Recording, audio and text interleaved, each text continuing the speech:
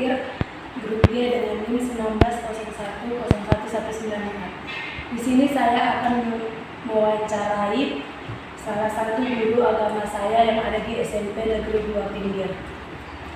Video ini saya lakukan untuk memenuhi tugas UTS matematika saya. Halo Pak, selamat pagi. Di sini Pak, saya dari kampus YKN Tarutung. Di sini saya akan mengajukan beberapa pertanyaan untuk Bapak. Tapi terlebih dahulu Bapak menjelaskan biodata Bapak. Oke, nama saya Sori Yudi, mengajar di bidang agama Kristen. Ya, saya sudah 23 tahun lah mengajar, ya, di SMP, pernah mengajar di SMA juga, dan sampai hari ini menetap di SMP 2 Pinggir. Nah, semoga sudah anak 3, ya, dan keluarga semua dalam keadaan baik, setia, dan saya juga melayani sebagai pendeta gereja, ya, pendeta di gereja Malas ini. Biasa itu dulu.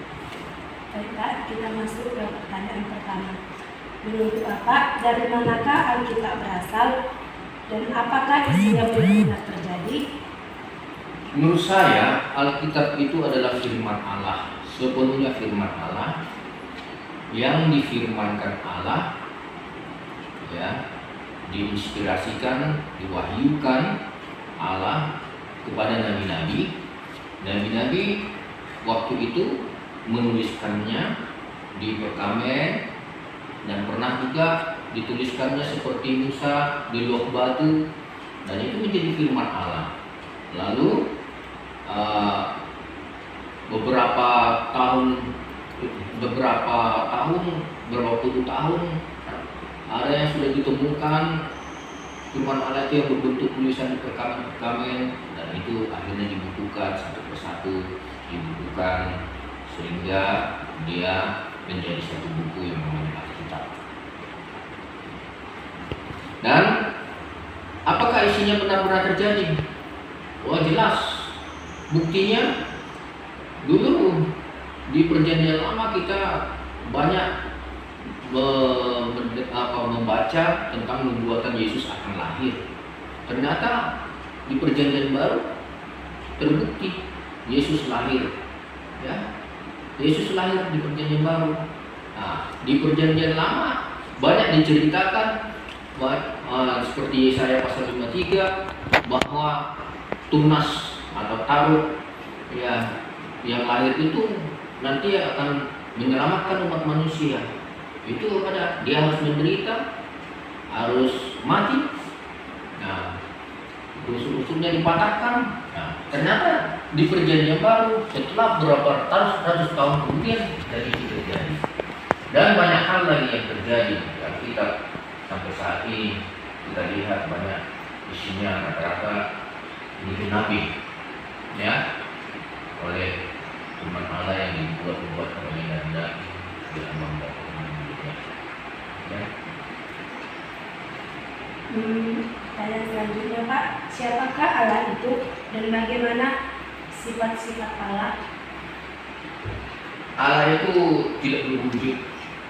Allah itu adalah roh, ya, roh. Roh itu dari bahasa Ibrani-nya ruah, ya. Ruah itu di Indonesia kan dia angin, ya. Jadi Allah itu seperti bentuk angin, tidak nampak, tidak kelihatan, tidak berwujud, tapi ada, tapi nyata, ya, seperti angin. Kalau kita lihat buktinya dia ada angin kalau ada goyangan hembusan. Jadi Allah itu ada roh, bukti Allah itu roh ada, roh, dan dia ada adalah kita melihat segala ciptaannya ini. Jadikan langit dan bumi, jadikan seluruh isinya termasuk manusia, ya. Itulah buktinya Allah ada. Allah itu masih terus berkarya sampai hari ini. Sifat-sifatnya Sifat-sifat Allah itu adalah maha baik, maha kuasa, maha kasih, ya, yaitu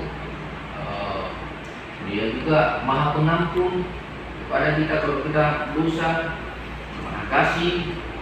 Nah, itu sifat-sifat Allah. Kita diciptakan menurut gambar dan rupa Allah, berarti kita diciptakan memiliki sifat-sifat Allah. Oke,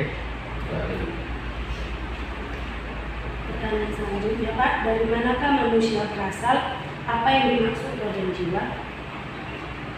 Menurut firman Allah, manusia itu berasal memang dari tanah, dan itu bisa kita baca di Kejadiannya, dari tanah yang dibentuk Tuhan dari tanah liat, ya, seperti seseorang membentuk boneka dari tanah atau patung-patungan, lalu dihembuskan Tuhanlah napas ke lubang hidungnya sehingga manusia itu bergerak dan memiliki kehidupan. Ya. Apa yang setelah itu manusia itu bisa berkomunikasi. Ya. Allah menciptakan manusia itu dengan segenap pribadi Allah. Kalau yang lain-lain diciptakan itu hanya melalui firman. Tapi kalau Allah menciptakan manusia itu dengan segenap tangannya, membentuk pikirannya, perasaannya, seluruhnya terlibat. Nah, jadilah manusia. Setelah itu manusia bisa berkomunikasi. Yang dimaksud dengan roh, saya sudah katakan tadi, roh itu berasal dari bahasa Ibrani tua, yaitu angin. Jadi kalau manusia memiliki roh, itu ada kehidupan, ada nyawa. Roh itu nyawa, angin. Jadi kalau manusia dikatakannya meninggal, itu melepaskan nyawa, melepaskan kehidupan dia. Roh itu adalah kehidupan, ya. Roh itu yang membuat kita memiliki hubungan dengan Tuhan. Tanpa roh, manusia kita tidak akan memiliki hubungan dengan Tuhan. Contoh, binatang. Karena dia tidak memiliki roh, hewan-hewan tidak memiliki roh, maka dia tidak ada memiliki hubungan dengan Tuhan, berkomunikasi. Tuhan harus menyembah, Tuhan harus memuji Tuhan, harus beribadah kepada Tuhan. Ya, jadi roh itu adalah yang napas yang dihembuskan oleh Tuhan tadi, oleh Allah tadi ke dalam tubuh manusia. Jadilah roh. Sedangkan jiwa itu terdiri dari pikiran, perasaan, kemauan, kehendak, emosi. Itu apa itu? Itu jiwa itu. Ya, kemauan, kehendak itu adalah jiwa. Kita mau menonton TV, itu kebutuhan jiwa. Ya, kita beribadah, itu memang kebutuhan roh. Tapi pasti di samping itu kebutuhan jiwa untuk menenangkan mental kita, jiwa kita.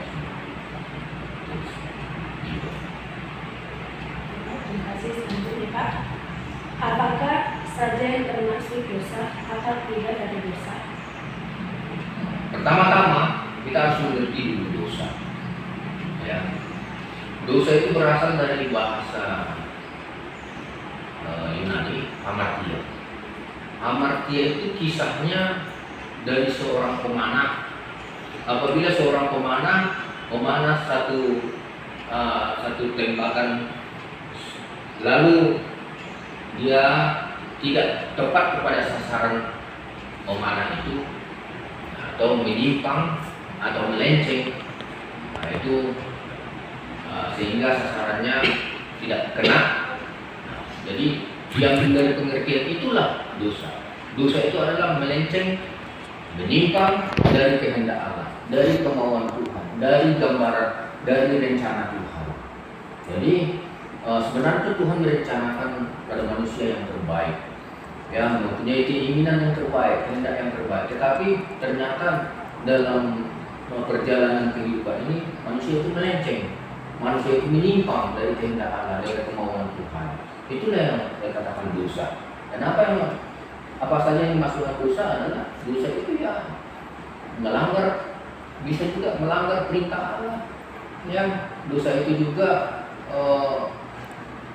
tidak tunduk, tidak taat kepada kehendak Allah, kemauan Allah, ya. Tidak merasa diri kita tidak perlu Tuhan, seolah-olah tidak perlu Tuhan. Contoh, kalau orang tidak mau beribadah, kalau orang tidak mau berdoa, seolah-olah dia hidup karena dirinya. Ini sudah merupakan dosa. Ya. Jadi tidak berhubungan dengan Allah itu sudah merupakan dosa. Kenapa? Dia seolah-olah hidup dengan dirinya sendiri. Padahal kita katakan terkutuklah manusia yang mendatang kekuatannya. Ya. Akibat dosa ini kita terpisah dari Allah. Kita putus hubungan, putus komunikasi karena sudah ada rasa bersalah di dalam diri kita. Dan akibat dosa itu menciptakan maut. Maut itu ada dua, kematian kekal, yaitu ke neraka, kematian tubuh jasmani. Ya. Nah, itu sebabnya manusia tadinya sebenarnya makhluk yang kekal, tetapi ketika Adam dan Hawa berdosa, maka Tuhan katakan hanya 120 tahun lagi saja umurnya. Terbatas dirinya, ya, terbatas. Tadinya manusia itu harus sebenarnya makhluk yang kekal karena roh Allah yang diusun adalah roh yang kekal. Tapi karena manusia yang dalam dosa, akhirnya manusia terbatas. Ya. Selanjutnya, Pak, siapakah Kristus itu? Mengapa Kristus harus mati dan bangkit? Kristus itu adalah Tuhan Juru Selamat umat manusia, ya, yang diutus menjelma menjadi daging dalam kehidupan dunia ini supaya menyelamatkan manusia dari dosa. Ya, Kristus harus mati untuk menebus dosa manusia, sama seperti di Perjanjian Lama bahwa pada waktu manusia berdosa harus mengorbankan hewan atau binatang. Contoh, kalau dia orang kaya, dia harus mengorbankan lembu atau sapi dan nanti darahnya dipercik pada orang berdosa itu. Kalau dia orang yang ekonominya sedang, dia harus mengorbankan domba atau kambing. Kalau orang miskin, dia harus mengorbankan dua ekor burung terkukur atau dua ekor burung merpati. Jadi nanti dipercikan darahnya. Dan tiap kali mereka jatuh di dalam dosa, mereka harus mengorbankan semacam itu. Nah, tetapi oleh anugerah kasih Kristus, Tuhan melihat bahwa manusia tidak akan mampu untuk melakukan itu terus-menerus. Maka Tuhanlah berinisiatif bagaimana caranya untuk menyelamatkan umat manusia ini. Dialah datang ke bumi ini menjelma, ya, menjadi daging yang dilahirkan oleh perawan Maria, dan itulah yang dinamakan Yesus Kristus yang akan menyelamatkan umat manusia. Barang siapa yang percaya kepadanya, maka akan memperoleh keselamatan kehidupan kekal. Kenapa dia harus mati? Ya, untuk menebus dosa umat manusia. Dan kalau dia mati tidak bangkit, sia-sia juga pekerjaan Yesus, sia-sia juga pemberitaan para hamba-hamba Tuhan. Dia harus bangkit, ya, bangkit mengalahkan maut. Artinya dia menang atas kematian, menang atas dosa itu, karena dosa upahnya maut. Jadi buktinya dia mengalahkan maut itu dia harus bangkit. Nah itu, maka Yesus harus bangkit. Nah kalau dia bangkit, kita yang percaya kepadanya pun akan bangkit. Satu kali kita akan bangkit, menerima hidup yang kekal daripada dia. Jadi Kristus harus mati, bangkit, dan naik ke surga. Kalau tanpa itu tidak ada keselamatan, tidak ada pengharapan manusia. Oke. Bagaimana cara manusia dapat selamat dan masuk ke dalam surga? Ya. Pintu keselamatan kepada Yesus pintu keselamatan manusia adalah dengan percaya menerima Yesus sebagai Tuhan dan juru selamatnya. Ya. Setelah itu bukti dia percaya, dia harus dibaptis. Dibaptis dengan air. Setelah itu nanti dibaptis lagi dengan Roh Kudus. Setelah itu dia harus beribadah. Tidak cukup dia hanya percaya, menerima Yesus, mengakui, berkomitmen dengan mulutnya Yesus adalah Tuhannya, tetapi kalau tidak beribadah sama aja, dia tidak akan mendapatkan keselamatan. Ya, dia harus melakukan firman Tuhan, harus beribadah, berdoa, baca firman Tuhan sebagai bukti dia percaya. Ya, nanti yang harus terus menerus dikerjakannya, sebagaimana firman Tuhan mengatakan, kerjakanlah keselamatanmu. Keselamatan itu kita kerjakan melalui beribadah, terus melakukan firman Tuhan. Apa yang diperintahkan kita harus lakukan, apa yang dilarang kita harus jauhkan juga. Kita tidak boleh melakukan. Demikian. Pertanyaan selanjutnya, Pak. Apa yang dimaksud dengan gereja? Siapa saja pelayan di gereja? Yang dimaksud dengan gereja, asal usul kata gereja ini berasal dari kata Yunani yaitu eklesia. Eklesia ini sendiri terdiri dari dua kata yaitu ek dan kaleo. Ek keluar, kaleo itu yang dipanggil. Jadi gereja itu, eklesia adalah orang-orang yang dipanggil keluar. Ya, keluar dari mana? Keluar dari kegelapan menuju kepada terangnya yang ajaib. Ya, jadi gereja itu adalah kita, pribadi kita. Nah, gereja itu memang memiliki pengertian ada dua, ada gereja yang kelihatan, ada gereja yang tidak kelihatan. Gereja yang kelihatan itu adalah gedung. Gereja yang tidak kelihatan itu adalah diri kita. Karena kita adalah orang-orang yang dipanggil keluar dari kegelapan. Kitalah gereja.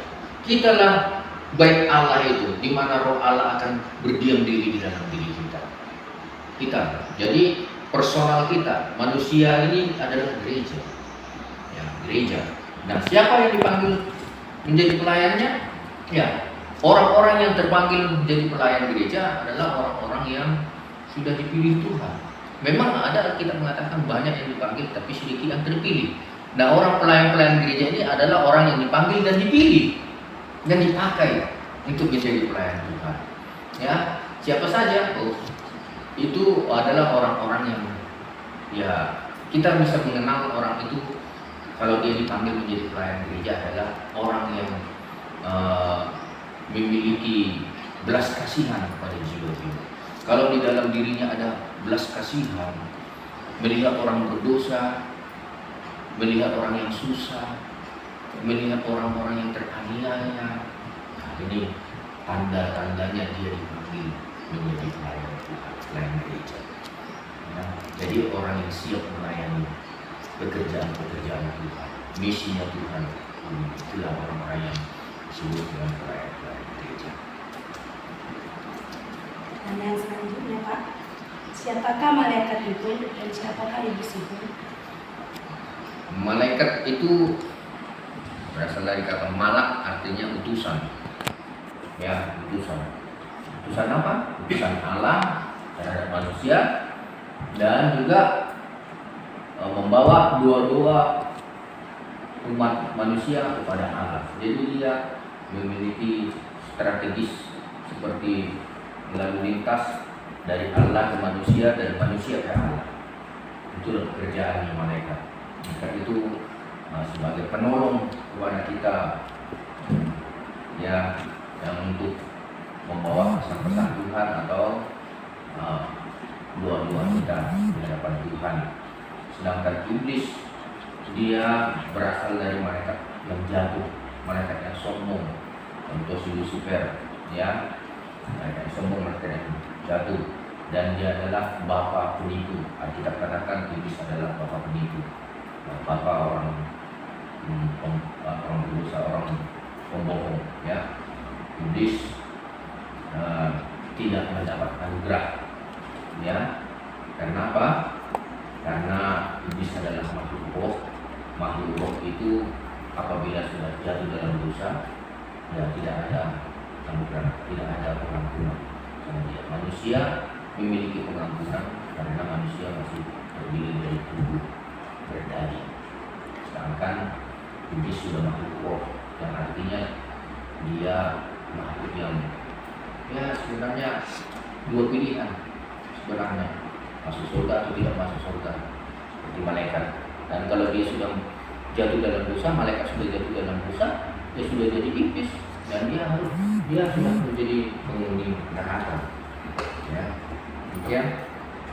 Nah, pertanyaan terakhir Pak, apakah yang terjadi pada saat kiamat? Apakah Anda akan bersama Yesus saat itu? Kiamat sebagaimana dikatakan firman Tuhan itu berbicara tentang akhir zaman. Ya, tanda-tandanya sudah ada sebagian kita lihat yang digenapi karena kita membicarakannya di Matius pasal 24. Ya, itu tanda-tanda akhir zaman, berperang, kelaparan, ya, pembunuhan, banyak sekali kejadian-kejadian tanda-tanda akhir zaman. Ya, kiamat. Dan di dalam kiamat itu nanti umat manusia akan dibawa kepada penghakiman.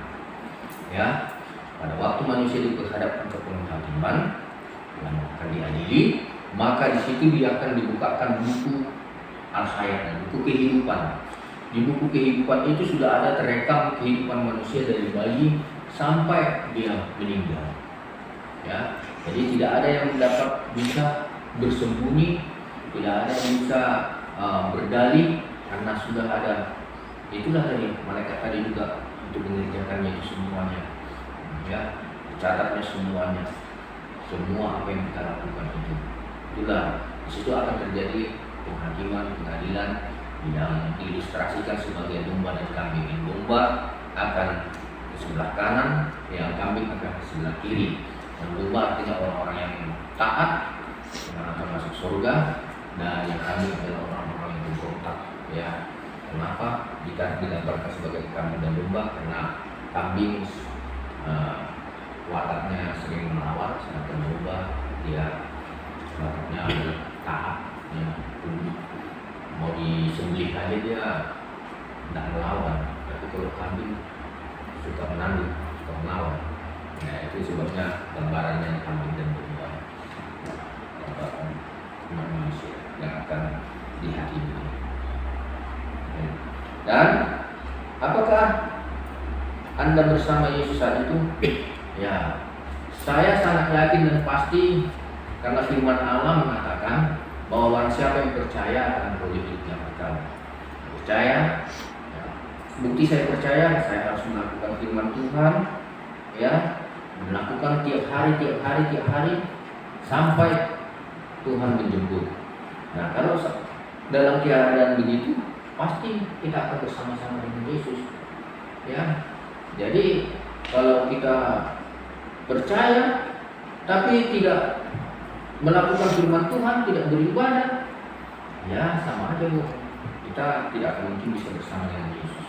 Karena Alkitab katakan kerjakanlah keselamatanmu. Ya, kita harus mengerjakan keselamatan itu hari demi hari sampai meninggal. Ya, kita tidak cukup hanya percaya, tidak hanya cukup berkomitmen saya menerima Yesus sebagai Tuhan dan Juru Selamat. Tidak cukup. Harus kita melakukan firman Tuhan, beribadah, memuji-muliakan Tuhan dan melayani Tuhan. Melayani pekerjaan Tuhan. Maka sampai kapan saatnya kita dipanggil, kita akan bersama-sama. Amin. Oke Pak, terima kasih atas waktu dan kesempatan Bapak. Baiklah, demikian lokasi wawancara saya ucapkan terima kasih. Shalom.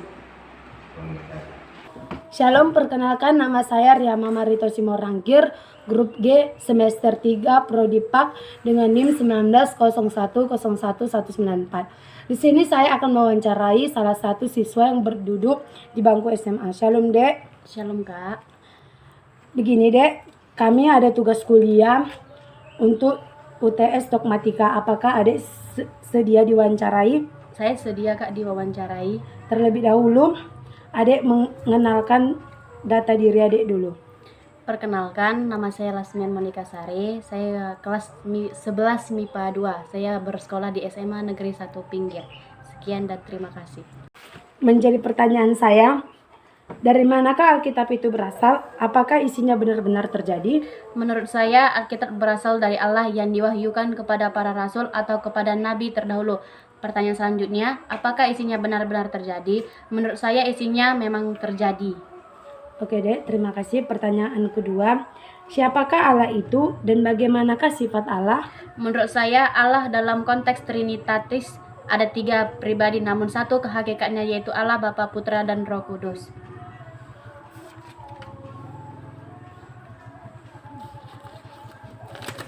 Kemudian pertanyaan selanjutnya, sifat-sifat Allah. Sifat Allah tidak terbatas ruang dan waktu, tidak pernah berubah, sangat mengasihi umat manusia melalui pengorbanan Tuhan. Dari manakah manusia berasal? Apa yang dimaksud roh dan jiwa? Jawabannya, manusia itu berasal dari debu dan tanah yang dihembuskan nafas kehidupan oleh Tuhan. Diberilah manusia itu akal dan pikiran supaya manusia itu dapat membedakan mana yang baik dan yang buruk. Roh adalah nafas yang dihembuskan oleh Allah ke dalam manusia dan kembali kepada Allah. Roh merupakan alat yang diberikan Allah kepada manusia agar manusia dapat berkomunikasi pada Allah. Jiwa berkomunikasi kepada Allah. Jiwa, unsur batinilah manusia yang tidak dapat dilihat Allah. Jiwa manusia meliputi unsur pikiran, emosi, kehendak manusia. Contohnya, perasaan, murka, dan apa sih kak ini? Apa ini? Manurta. Mulai kan Lasmi? Mulai kan? Ini roh, ini pengertian jiwanya kan tadi bang roh dan jiwa. Ulanglah. Ini aja pertanyaan aja. Aku lagi berarti belum. Mereka kalian bilang roh dan jiwa. Ini pending lah. Udah gak pending? Belum. Tuhan. Ini kayak mana ini Lasmi, kita ulang. Gak usah lah. Ini lagi kita potong-potong aja. Dari manakah manusia berasal? Apa yang dimaksud roh dan jiwa? Jawabannya, manusia itu berasal dari debu dan tanah yang dihembuskan nafas kehidupan oleh Tuhan. Diberilah manusia itu akal dan pikiran supaya manusia itu dapat membedakan mana yang baik dan yang buruk. Selanjutnya, apa yang dimaksud dengan roh? Roh adalah nafas yang dihembuskan oleh Allah ke dalam manusia dan kembali kepada Allah. Roh merupakan alat yang diberikan Allah kepada manusia agar manusia dapat berkomunikasi dengan Allah. Pertanyaan selanjutnya, apa yang dimaksud dengan jiwa? Jiwa adalah unsur batiniah manusia yang tidak dapat dilihat. Jiwa manusia meliputi unsur pikiran, emosi, dan kehendak manusia. Contohnya, perasaan manusia dapat mengasihi dengan kehendaknya. Oke, pertanyaan selanjutnya. Dari mana apa saja yang termasuk dosa? Apa akibat dosa? Jawabannya, yang termasuk dosa ialah segala sesuatu melanggar perintah Allah. Dosa juga merupakan hal yang membawa kita ke jalan maut karena upah dosa adalah maut. Oke, selanjutnya. Siapakah Kristus itu? Mengapa Kristus harus mati dan bangkit? Kristus adalah anak Allah yang disebut Yesus Kristus, dan Kristus juga yang yaitu juru selamat umat manusia. Ia rela mengorbankan dirinya demi menyelamatkan umat manusia dari dosa-dosanya. Yesus Kristus harus bangkit dan mati karena supaya genap yang tertulis di dalam Alkitab dan untuk menggenapi firman-Nya. Oke dek, pertanyaan selanjutnya. Bagaimana cara manusia dapat selamat dan masuk ke dalam surga? Jawabannya, manusia harus mengikuti firman Allah dan mengimani apa yang diperintah Allah. Sebab dalam cara manusia melakukan apa saja yang dikehendaki Allah, manusia dapat diselamatkan oleh Allah dan pintu masuk untuk ke kerajaan surga terbuka lebar untuk manusia yang memenuhi kehendak Allah. Siapakah malaikat itu dan siapakah iblis itu? Malaikat adalah keluarga surgawi yang merupakan salah satu perantara manusia dengan Allah, dan malaikat ialah yang baik hati. Iblis itu ialah makhluk pertama kali yang mengembangkan firman Allah, sehingga iblis itu dibuang dari surgawi, dan kemudian iblis itu menghantui umat manusia untuk berbuat dosa. Apakah yang terjadi pada saat kiamat? Apakah Anda bersama Yesus saat kiamat? Menurut saya, dalam Alkitab akhir zaman, saat akhir zaman itu tiba, Antikristus muncul dan mengajarkan ajaran sesat pada anak-anak Allah. Dan akhir zaman dapat kita ketahui di dalam Alkitab dalam Wahyu 8, adanya penyembahan sangkakala. Menurut saya, bersama atau tidaknya dengan Allah itu tergantung pada iman dan kepercayaan manusia itu tersendiri. Karena akhir zaman atau kedatangannya Allah seperti pencuri. Oke, terima kasih buat saudara Lasmian. Demikian video ini saya lakukan, saya ucapkan terima kasih. Shalom. Shalom.